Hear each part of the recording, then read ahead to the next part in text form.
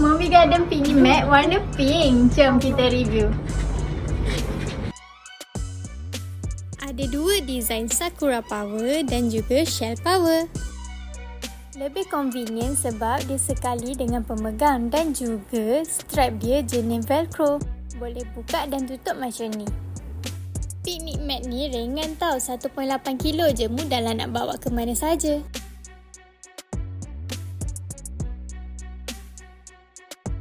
Ada logo Movie Garden dekat sini.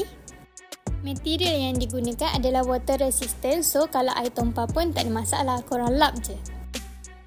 Sizing picnic mat ni 200 x 220 cm.